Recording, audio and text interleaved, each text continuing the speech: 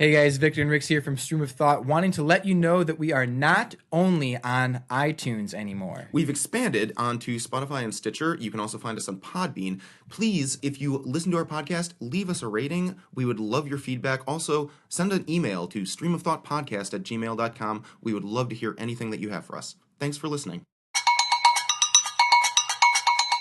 Here we are, a bright Easter morning for episode number 81 of Stream of Thought. And we're coming at you today with things that are totally unrelated to Easter Sunday.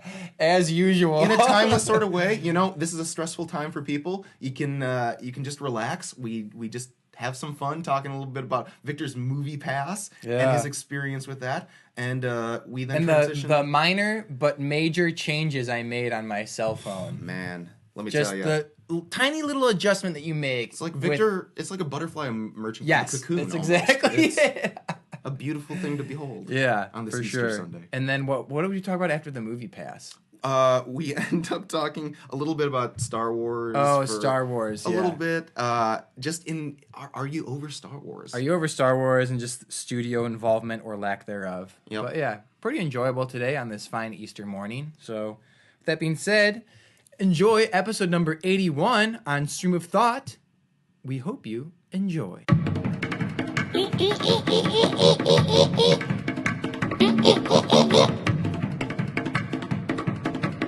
have a couple of interesting things. Do you now? So, I guess I'll just start. So, I got a new phone. What? It's another iPhone 5. Oh my god. Whoa, man. This looks quite new. Okay. It's very rare that you see kind of like a good condition old school phone. Most of them are cracked or like And here's the kicker, scratched. right? It's not a new phone. I just took off the screen protector. There you go. It looks brand new, doesn't it? Yeah. I told you that it would make a remarkable difference. So I You took the just had to screen take care of the protector screen. off, and it's just like, wow, the amount of clarity on this thing. Yeah. And it feels like a brand new phone. And then what I also did was I would always, when it would ask me like, or say, remind me like, hey, there's a new iOS you can update, and it would download it. And then it would ask me like if I want to install it, and I'd always like delete it because it's like 600 megabytes. Yeah. And I was like, you know what? Whatever. No. And I downloaded it, and I was like, wow. And my phone still functions totally normal. When I first got it, it was like lagging a little bit when it first downloaded, but that lasted for like only a few hours, and now it's like totally normal again. But I just gotta say, just the realism that I observe on these emojis is just amazing. I had a feeling you would like that. That with the clarity, with taking the screen protector off, wow. I am just extremely happy. Just wow. That has been one of the things that's kind of fascinated me that I didn't make the connection until now, is that you always use very basic emojis, and I'm like, Victor, there's like 10 billion emojis out there. I feel like if you had access to them, you would be using them all, and that totally makes sense. I mean, the squirt gun, you can actually see the plastic tube in the gun. Like, oh, this is just so cool. And you know what, I am happy now because to 2018. Yeah. I would see and all these little animals, more animals too, and I would see the waves. Look at the waves, how realistic they look. Just the detail. Ladies and gentlemen, this is what somebody in a coma would be like after waking up 15 years and discovering that this technology exists. And then it's like you time jumped. That's exactly because this has all been slow progression over the course of the past 7 years or so. And when I would see on like Instagram like a box with a question mark on it, I first thought that was an emoji. I'm like, wait, where's the box with the question mark, and why is everyone using this? Oh, it just means the box with the question mark means that there's an emoji that I'm not able to see because I don't have the technology to see it. Oh, so you were getting boxes with emojis. Oh my goodness.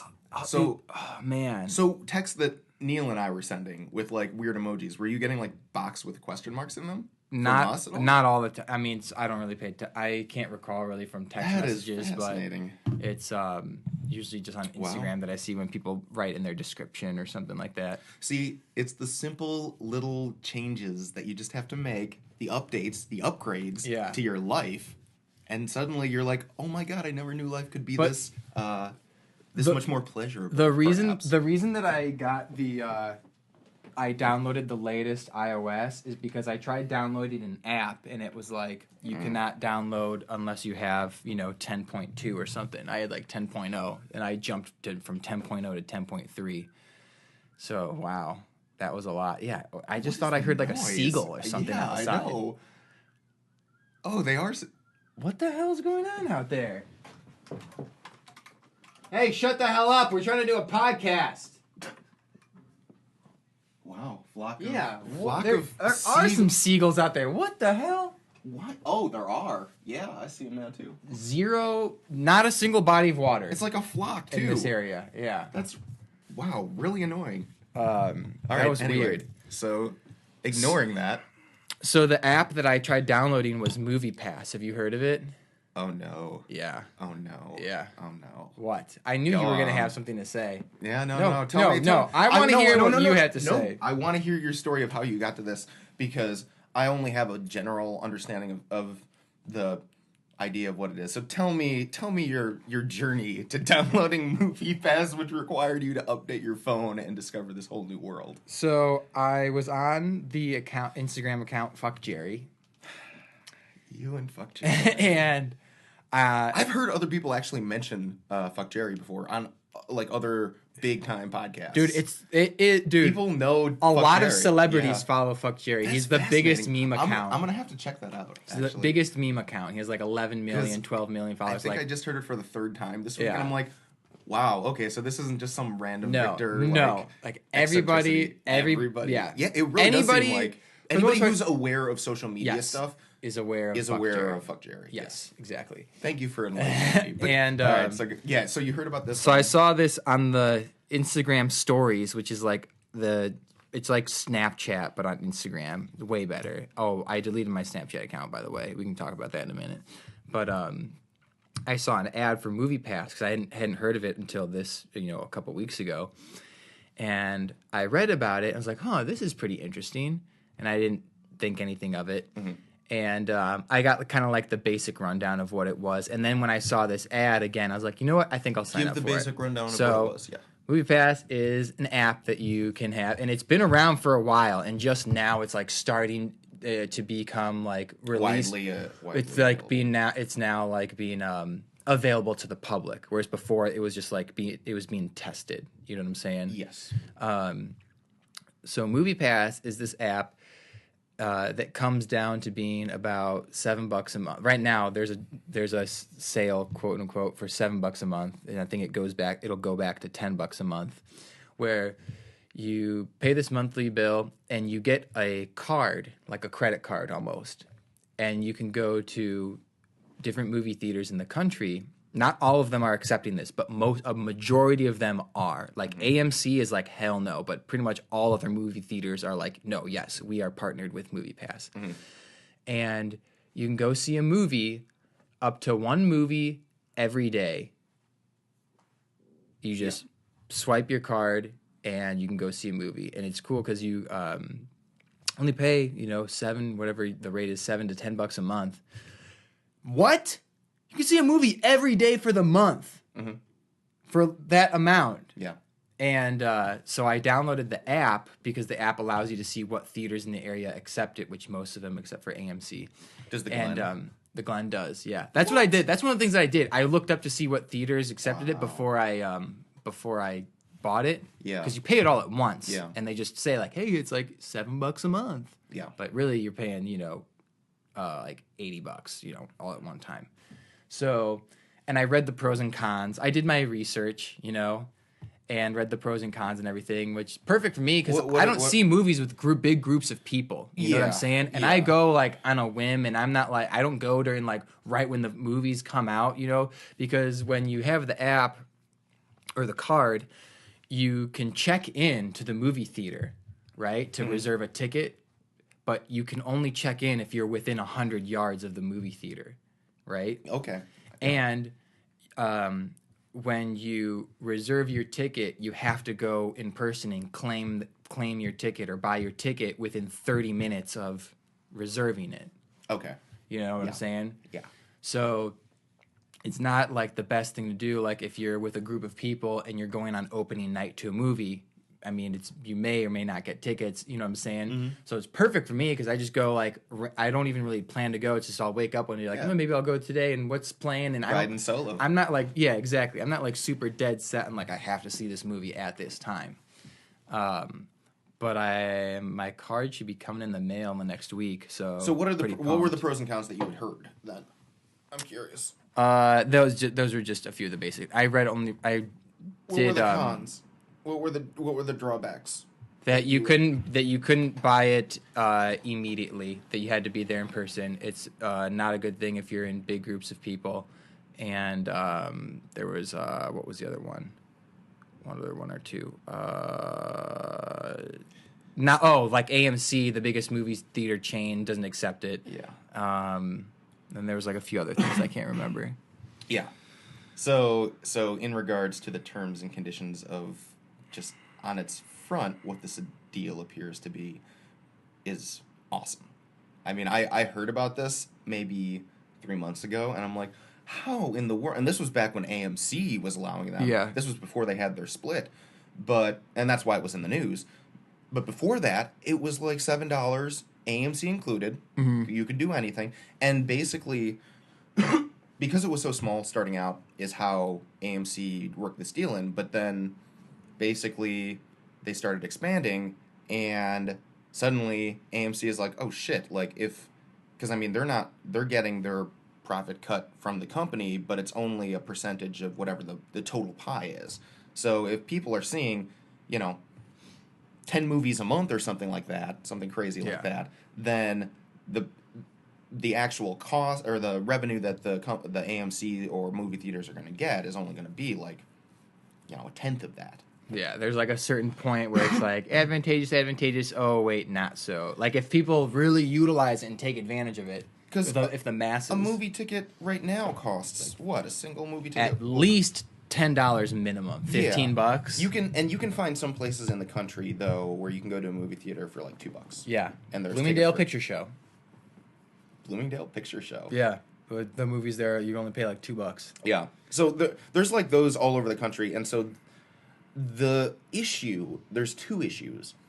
One is obviously the sustainability of the model, like how as this continues to grow and people take advantage of the deal, because I mean that's absurd. If a movie ticket costs $10 and you're only paying $7 a month, and you're seeing 3 or 4 movies, this is my that's just not economic. This is my approach, because I did think about that, and this is my approach. You know what? If I can get away doing this for just a year, and the fucking House of Cards comes I don't care. Like, I'm fine with that. I just want one summer of just movies. Yes. Now, the second issue is that, yes, it's going to be a House of Cards that ends up coming crashing down.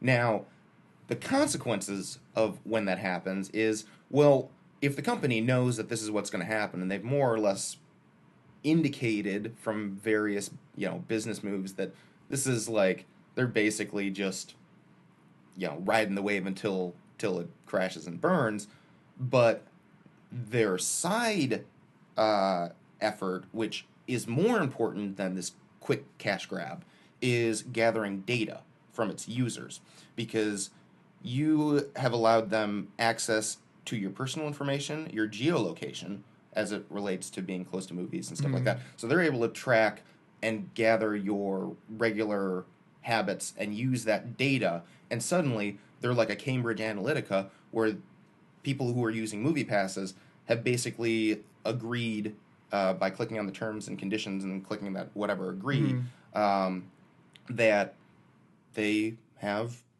all your data about your behavior, and suddenly that is valuable in the market today, extraordinarily valuable. So their end goal is to sort of like get it as big as possible, as quickly as possible, knowing that ultimately everything is just going to explode, because movie theaters are not going to be able to sustain this. As soon as 25% of the population is using this, and tickets are $10, and they're only paying $7 a month, and going to more than one movie a month, that's just not, supply side economics dictates that that's impossible. Like, economically, that's impossible in the long term. Yeah. Short term, sure. I mean, anything's possible in the short term.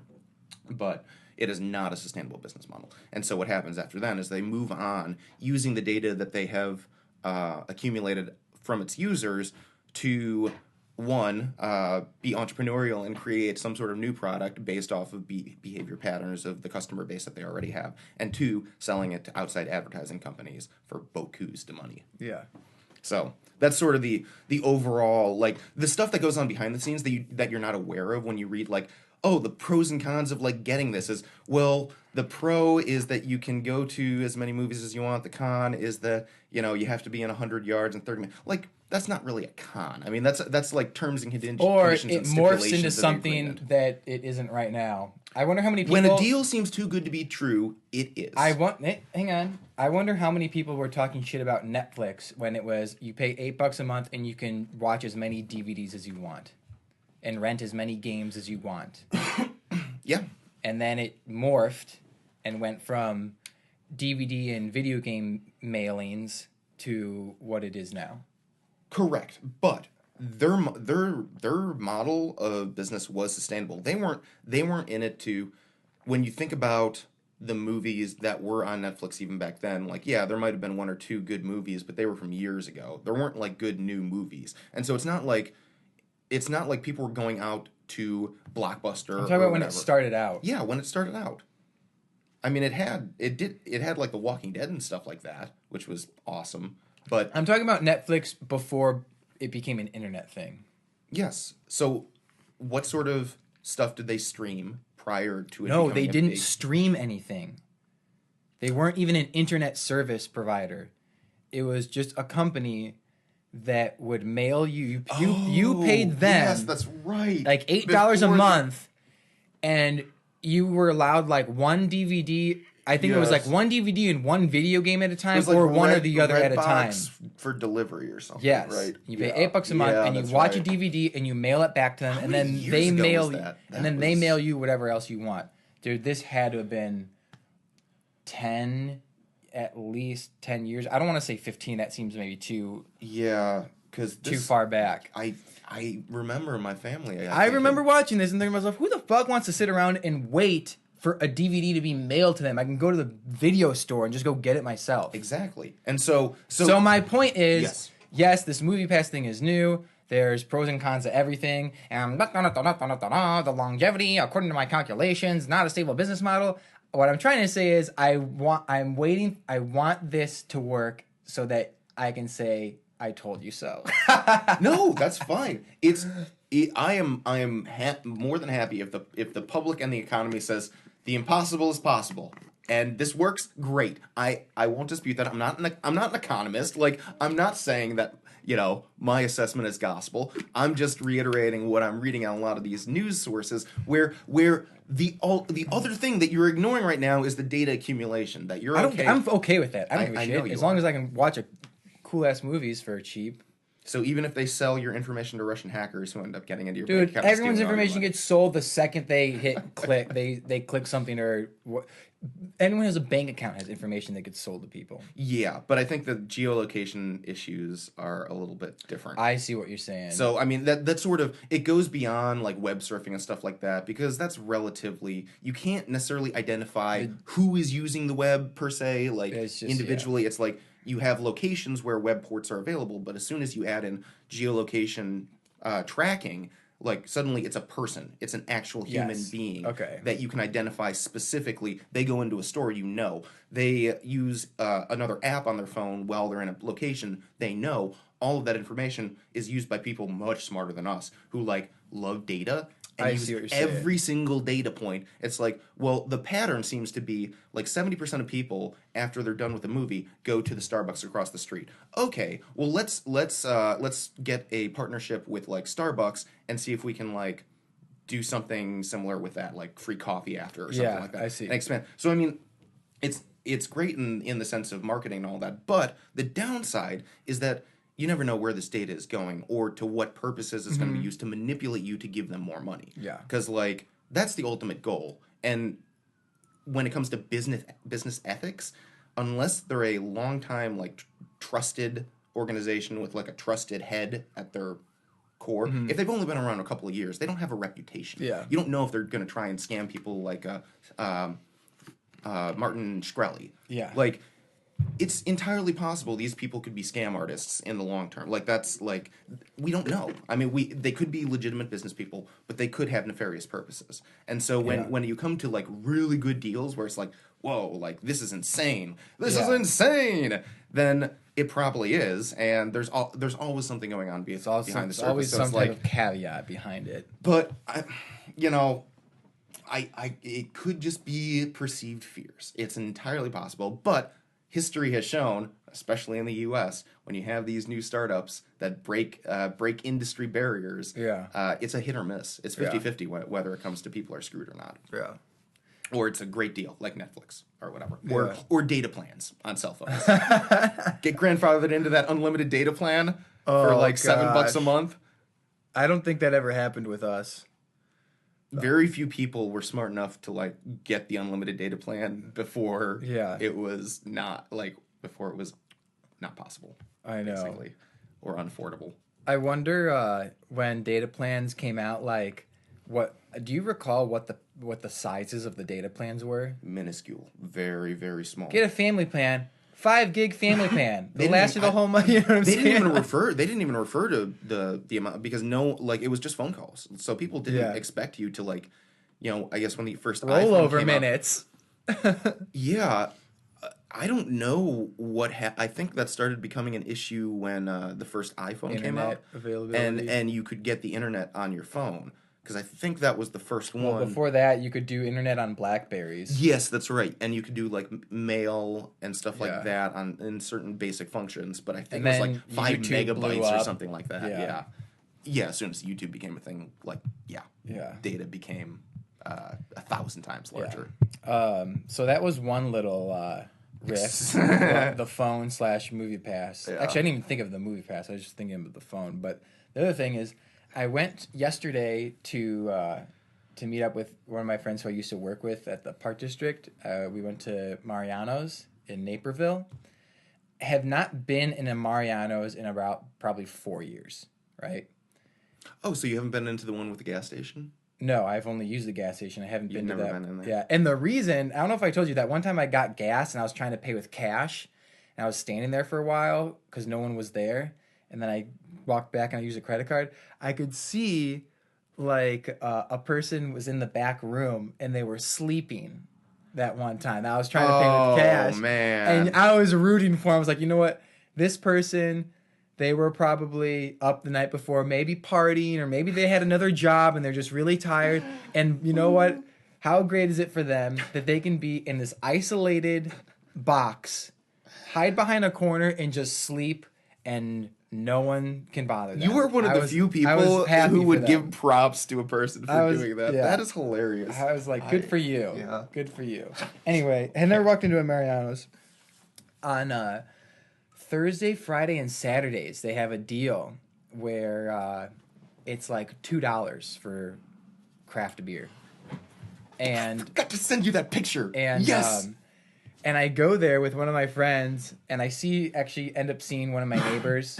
I see one of my neighbors, talk to them for a little bit. I'm with one of my friends. We see one of his friends, and we're watching the NCAA tournament, just drinking these extremely delicious beers for $2 each.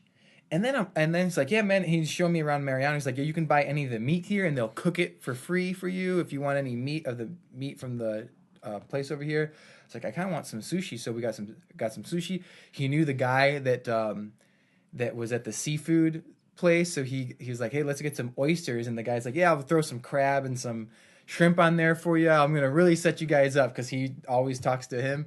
And so I'm sitting at Mariano's drinking some really delicious beer. I have a dozen oysters in front of me. I've never had oysters. And then we go, he's like, hey man, let's get some olives. So we got different olives with some blue cheese and some feta cheese, and one of his friends bought like a loaf of bread, a small loaf of bread that was like $1, and they sliced it up because this is near the end of the evening, so the bread is a little bit cheaper. Keep in mind, Mariana's is a grocery store. Yes, and I'm here, I'm drinking some beer, I'm talking to people. In the little area they have for the bar, it's not like a bar per se, but it's like a small little area that you would almost find at an airport. You know what I'm saying? Like Yes. people are passing by and there's a few tables and you know, you maybe fit 10 people at the bar. Yes. And I'm drinking some beer. We're walking around. I got some sushi. We got oysters. I'm sitting here. Sushi, oysters, bread and olives, and beer. And I'm at a grocery store. And I'm looking around, and I see people shopping while passing us with a glass of wine in their hand as they're pushing the cart. And I'm thinking to myself, like, dude, this is my new hangout. Dude. Like, this is amazing. Mariano's is a revolutionary style of grocery store that I think, I mean, how has no one thought of this before? I mean, really, it's so counterintuitive. Like, why would you go to a grocery? You go to a grocery store to like get food, not to eat food. Yeah. Like, but you can do it all. Like, and that's, I mean, the idea too, because you should never go shopping while you're hungry. Yeah. Well, there's the food right there. Go have a meal first, and then go like make. And what's great too is the buffet. The buffet. It's just like the buffet. You just get whatever you want, and they just weigh it, and that's what it is. And they keep it's fresh too. They have their butchers and bakers and stuff back there, so the stuff that comes out is pretty like good. Yeah, and I went to the sushi thing to get my little thing of sushi, and my friend Columbia, his nickname's Columbia, he's like, no, man, we don't have to pay here. We can go back to the seafood place and pay for it there because we're going to get these other things. And the guy behind the sushi's like, yeah, like, just, you can take it and go over there. I'm like, really? Because right now I just want to walk away with this and just, like, steal it and not pay for it. Like, I'm not going to, but how easy it is to just walk away. It creates that friendly environment. Yes. It's like There's trust. There's trust. But it's not, like, I mean, they have security cameras. So yes. It's like, obviously, there are people who are, like, aware, but it is that friendly environment of, you know what, we can let our guard down. Yes. Like, we can treat this more like a restaurant, really, and it's just it's a positive environment. And it seems like the people who have worked at most of the Marianos that I've gone to have been pretty darn friendly people. Yeah. Like, who seem to be happy with their content with their jobs and like the work environment. It's a beautiful, like, the dining area, it's a beautiful area. Mm-hmm. All the employees will take their breaks over they have trees and they have nice little bar set up, like you said, the airport scene. It's a beautiful thing. It's great. Yes, but I had met with someone earlier this week and we'd gone to the Starbucks in the Marianos on Roosevelt. Okay. So when you had mentioned that, I was like, yeah, and I saw the $2 signs, and I was gonna send you the thing. I'm like, $2 beers. Like, we gotta. I don't know if they do that all the time. I think my friend said they extended it, at least the one in Naperville, through April. Yeah, but it's like, wow. Yeah. Craft beer. I mean, that's. I don't know if they only do that in the winter when no one's like wants to do anything, but yeah. I was like, wow, I guess this is what people do when they're 30 years of age and older, because I'm all for this right now. I noticed that in Minnesota, and I think Iowa does this now, their Marianos type regional one is Hy-Vee. I don't know if you told me that. You guys, yeah, you told me you went with Brooks there. Yeah, and so they've done the same thing, and they give Marianos a run for their money. Like, they actually create a restaurant. Like, they actually have a restaurant that's cordoned off from the area. And same sort of deals, same sort of, like, you can get the fresh food and all that. They actually have chefs, great deals. And it's like, it's a grocery store. Yeah. Like, you're going to a grocery store, and here you've got the soft music playing. You've got the TVs with all the sports events on. Great deals, $2 drafts or whatever. It's like, wow. I mean... Yeah. Cool. Cool. I am totally open to that sort of change. I don't feel like there's a stigma around it or anything like that. I think that's the wise, economical, and enjoyable thing to do. It's an enjoyable experience. It's like going to a restaurant. It is. And when I was there, we're sitting there, and I drank like 2.5 beers. I was good after 2. Like, I feel full. Like, I need to drive later. These are some pretty strong IPAs. Like, I'm good. And the guy that we were with, the other guy, he was like, yeah, I'm going to get some more beers for us. And I'm like, oh, shit, I don't know if I want to drink any more beer, but if he's going to buy it, like, that's fine. And so he gets, like, a double IPA that's, like, I don't know. I think he said it had, like, 10% alcohol or something ridiculous like that in a full pint glass. Oh. And it doesn't taste that. It tastes great, But by this time, like, I can drink water real easily, but the beer, like, I've already had a couple. I was kind of full from the food, I need to keep in mind, like, I'm driving later. I don't want to, like, drink this and then, like, 20 minutes later feel hammered drunk. Yeah. But my dilemma was like, shit, this guy bought this round. How? So I was sipping it little by little, and I drank maybe like 30% of it.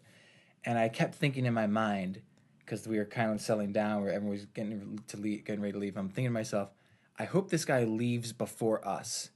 That way, You don't I feel can just guilty. leave it here. Yeah. And I'm thinking that for a good 30 minutes. And I'm trying to slowly drink it at a pace where he doesn't notice, like I'm just letting it sit there, you know?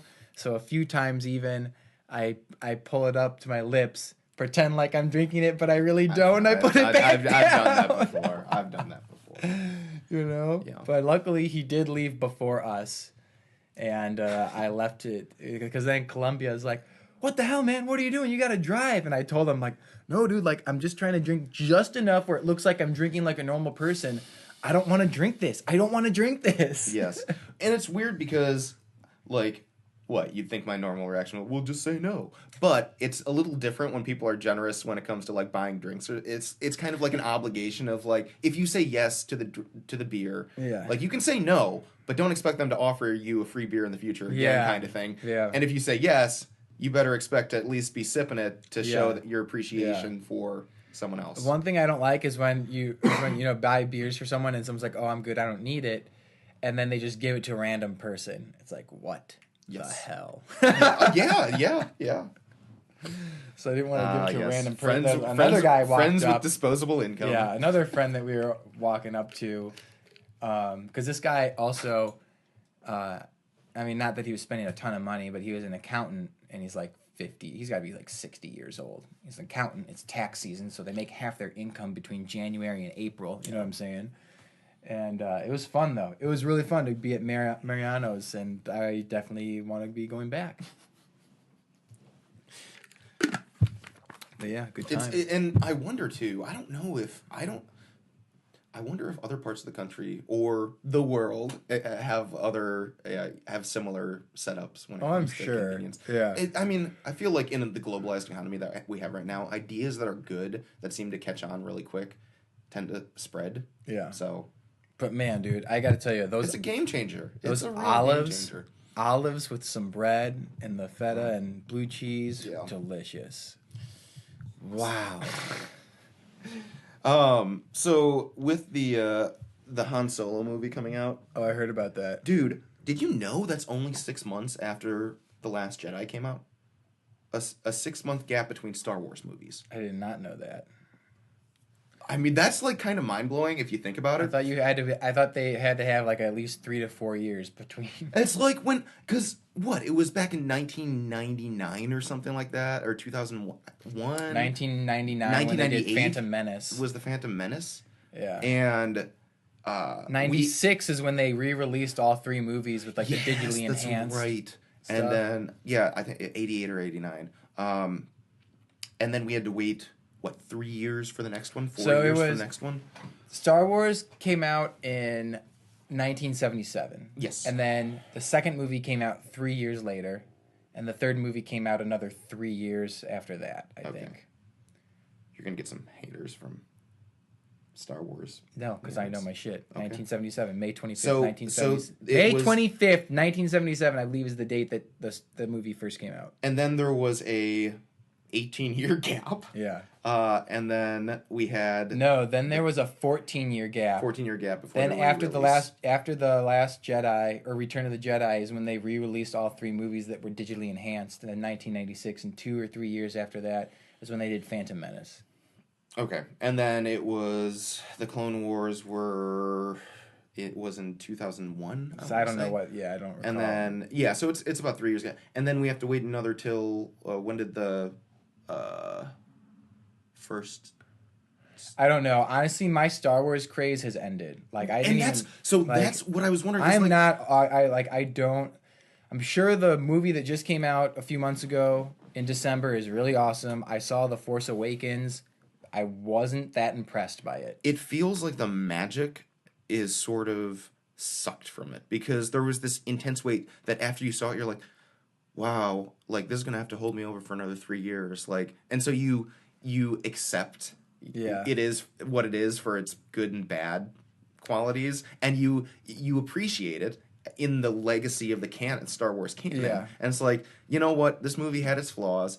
Like, The Phantom Menace had its flaws, but it was in my mind, it was a memorable movie, and it's one that I've watched multiple times. Phantom Menace? Well, all the Star Wars movies I've watched multiple times, but that's because sort of its priceless nature. Where now they're just Disney's churning out Star Wars movies. You've had My problem with Force Awakens also, it was cool. Don't get me wrong, it was cool, but you could totally tell in some of the dialogue. I was like, this is not The Force Awakens or The Last Jedi? The Force Awakens. Okay, the first So one. you can totally tell in this dialogue that this was not by Lucasfilms in the regards of like that someone else had ownership over this, because there was some I can't remember what part, but I was like, really? This is some cheesy fucking dialogue. This would never be found in a Star Wars movie. Oh, like the sarcastic, pithy, like, comments Some of that, and stuff. yeah. It's out of character for a sci-fi, like, galactic battle film. It's like you're using cultural cliche stuff. It was weird. And it's, but yeah, I'm just like, what's this movie that just came out called in December? The Last Jedi. Okay. Yeah, I'm not losing any sleep, not watching it. Mm-hmm. I'm sure it's going to be great.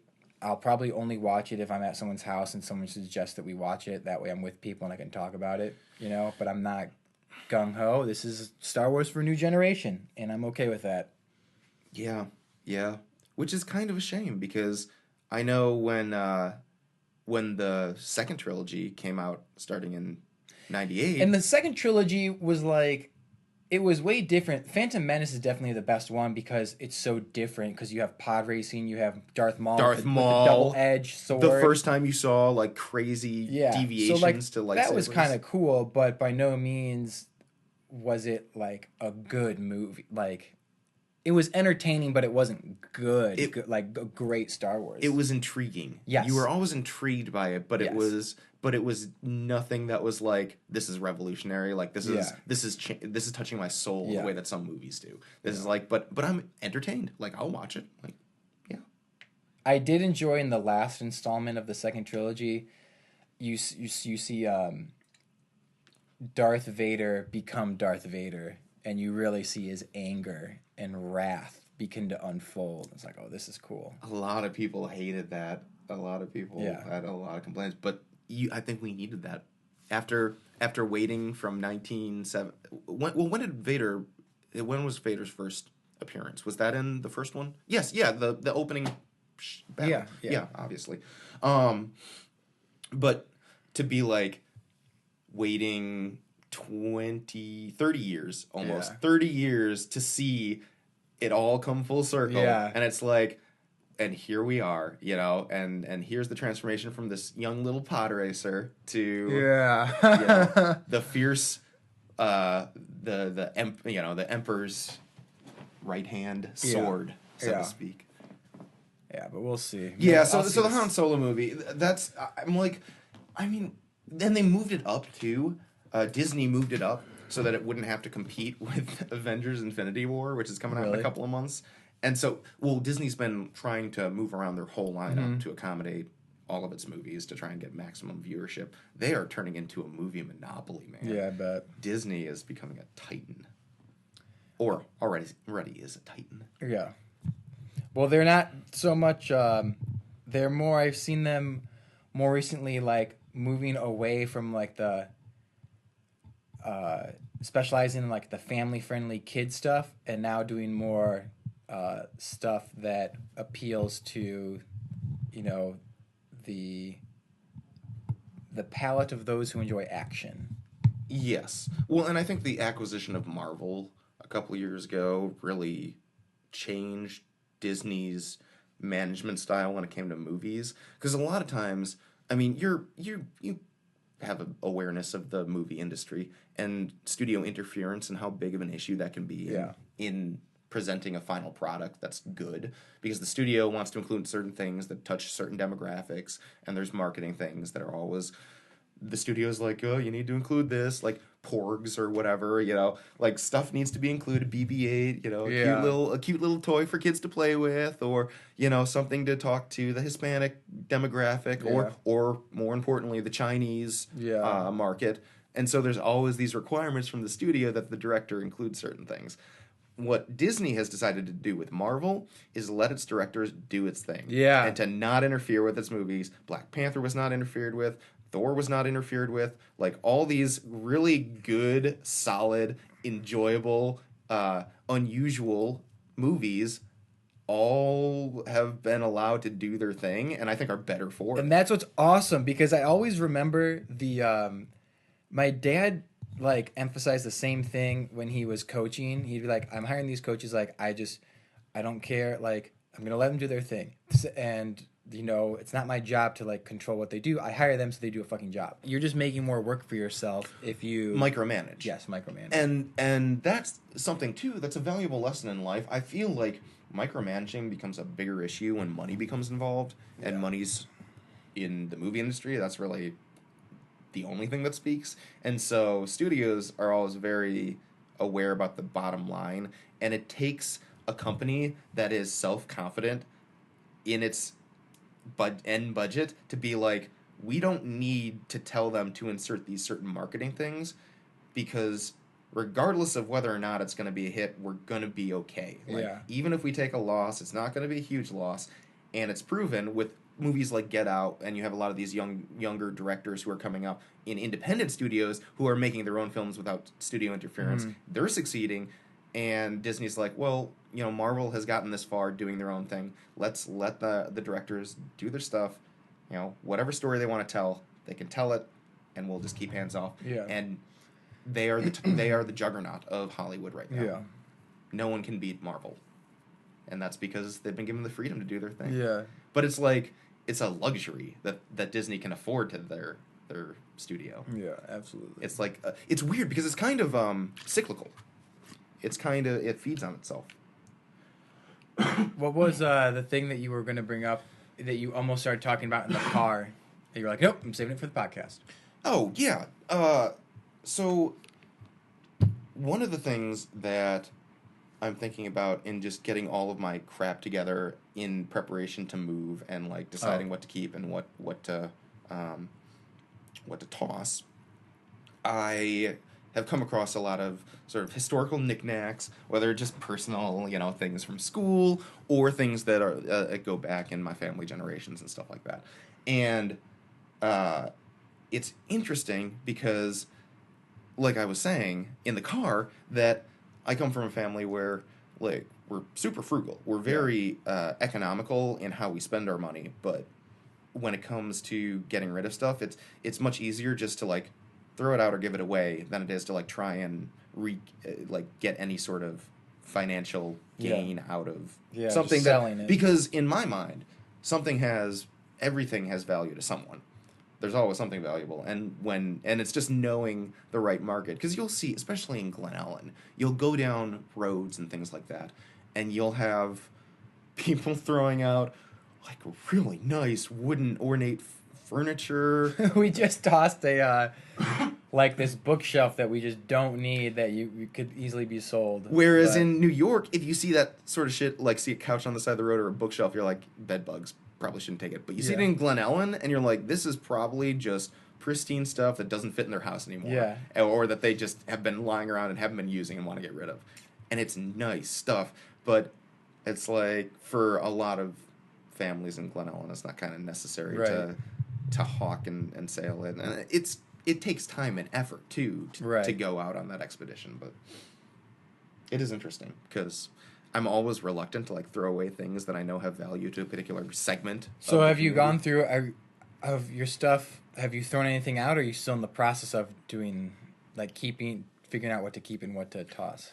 I'm pretty much, over the years, every couple of years, I have my several boxes of papers throughout my life, and every couple of years when I go through it, I'll get rid of like a third of them. Okay. As time goes on, it's like, does this really hold long-term sentimental value? Does a 9 out of 10 on my spelling report in 2nd grade really constitute as historical evidence in my life? Like, yeah, it's kind of cool, but I don't really see that holding much value. That doesn't really mean anything to me when I'm going to be 50 years old. It's like, oh yeah, I remember that one time when I got a 9 out of 10. Yeah. It feels good. I've gone through stuff like that too. It's like, what am I doing with this? Why do I still have there is that like sort of revelation. And there's no way for you to know that. There's no way for you to know that unless like several years go by and you're like, what was I thinking when I decided to keep this? Yeah, looking at it with fresh eyes. Because I feel like too, as I move on too, it becomes harder to discern what is keepable and what's not. Yeah. So, as big as the pile is, normally I'm pretty good at the outset of being like, nope. But towards the end, it's like, I don't know. Like, I've thrown out a lot already. I've thrown out like half the pile already. Maybe keep this, keep that. I don't know. Wavering back and forth, but yeah, it's a process.